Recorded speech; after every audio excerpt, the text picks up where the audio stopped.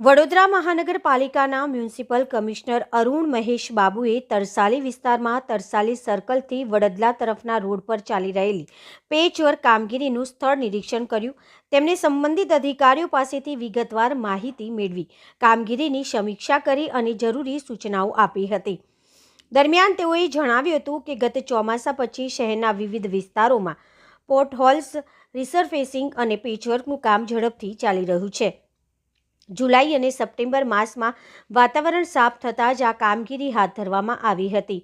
Toll free number, social media અને online survey system દ્વારા મળેલ ફરિયાદોના આધારે તૈયાર કરાયેલા સર્વે અનુસાર પણ કામગીરી આગળ વધી રહી છે. ચારેય ઝોનમાં 5000થી વધુ પોર્ટહોલ્સ પર કામગીરી પૂર્ણ કરી છે.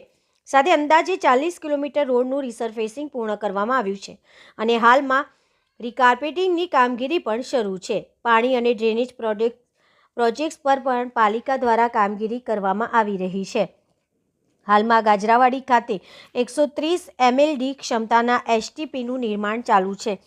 ભાભા ઓટોમેટિક રિસર્ચ યુનિટ ખાતે ડ્રેનેજ રિસર્ચ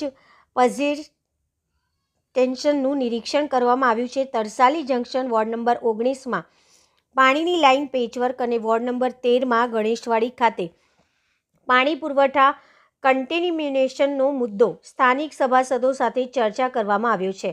આ સાથે જૂની પાઇપલાઇનના સ્થાને નવી ડિઝાઇનવાળી પાણી વિતરણ વ્યવસ્થા ઊભી કરાશે.